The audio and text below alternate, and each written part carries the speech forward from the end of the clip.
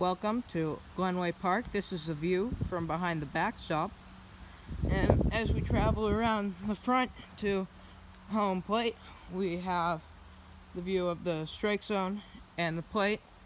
Righty's batter's box, lefty batter's box. And we got the hockey net there also to stop the balls. If the pitcher throws a ball and it does not hit either the hockey net or the backstop, then a runner is allowed to advance one base. Now we make our way over to the pitcher's mound. As you can tell, it is in fact regulation distance.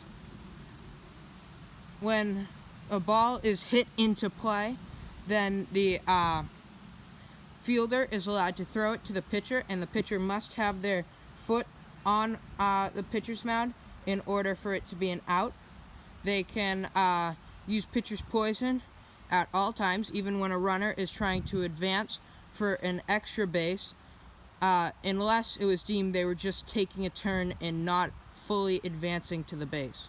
Now we make our way over to the foul pole in left field. If the ball hits this foul pole, and even if it goes foul, it is still a fair ball. Any ball that hits it is fair. And it lines up with home plate and third base. Great. And also, if any ball hits that lowest branch or up on the foul pole, it is deemed a home run. Now here we have mini wall. Any ball that goes over that wall is a home run, as one just went there. So in between that tree and this tree is a home run. And at those high branches, anything that hits that is a home run. Now we make our way over to the Corbin Monster.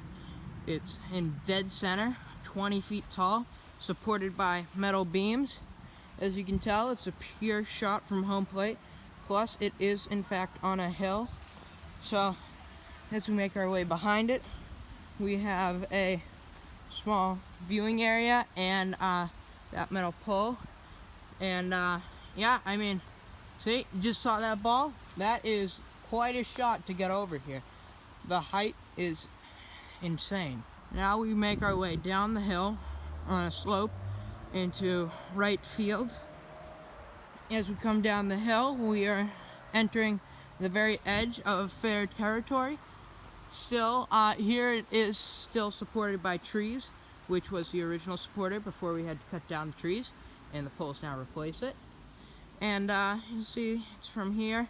We use a pylon as a foul pole. We just steam it, and basically it's this whole area.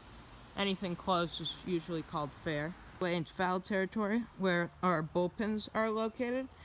The bullpens are typically used pre-game, not usually in-game. They are not quite regulation distance, but they're good to warm up.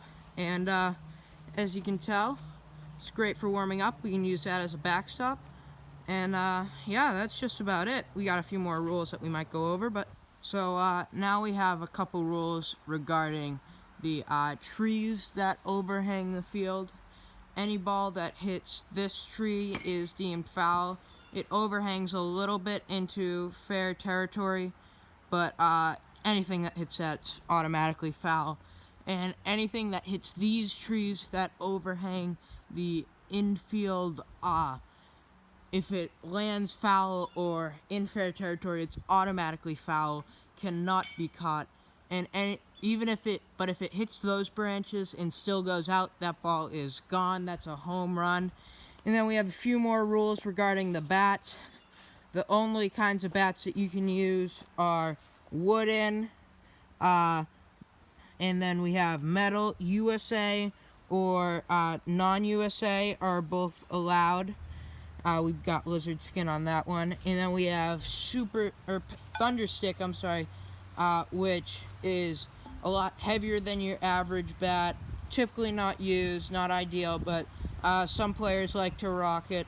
And no wiffle ball bats, none of that. We do in fact use tennis balls to hit because it's softer and makes it easier. And that concludes our video. Make sure to like and subscribe, and see you next time.